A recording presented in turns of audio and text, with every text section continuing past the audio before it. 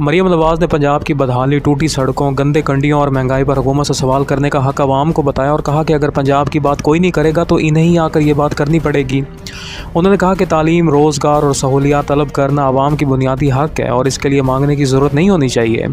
مریم نواز نے اپنے بیانیے میں نواز شریف کا نام لیے بغیر ان کے سیاسی انداز کی تعریف بھی کی۔ پیپلز پارٹی اور پنجاب حکومت کے درمیان کشیدگی کم کرنے کے لیے محسن نقوی کا نام سامنے آیا۔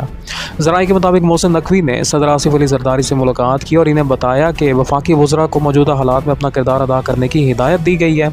اس سلسلے میں کوشش ہے کہ کشیدگی کو کم کیا جائے اور صورتحال کو معمول پر لایا جائے۔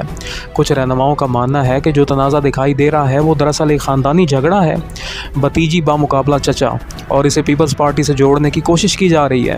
سیاسی حلقوں میں بھی یہ رائے ہے کہ یہ جدوجہد وزارتی کرسیوں اور اثر و رسوخ کے گرد گھوم رہی ہے جسے پارٹیوں سے الگ رکھنا چاہیے۔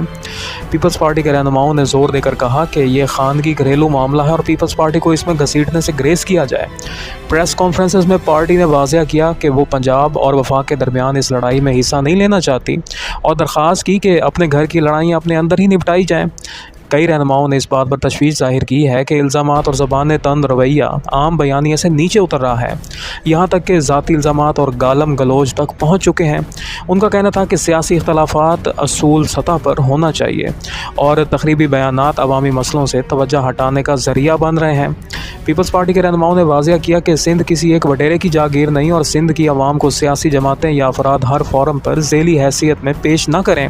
پارٹی نے عوام کو تلقین کی کہ وہ گھریلو تنازعات میں کچھ بھی مداخلت نہ کریں اور سیاسی مباحثے کو عوامی مفادات تک محدود رکھا جائے۔ تحریک انصاف کی پیپلز پارٹی کو غیر مشروط پیشکش۔ تحریک انصاف نے اعلان کیا ہے کہ اگر پیپلز پارٹی واقعی سنجیدہ ہے اور موجودہ حکومت سے جان چھڑانا چاہتی ہے تو وہ عدم اعتماد کی تحریک لے آئے۔ اسد قیصر نے کہا کہ تحریک انصاف کسی شرط کے بغیر پیپلز پارٹی کا ساتھ دے گی۔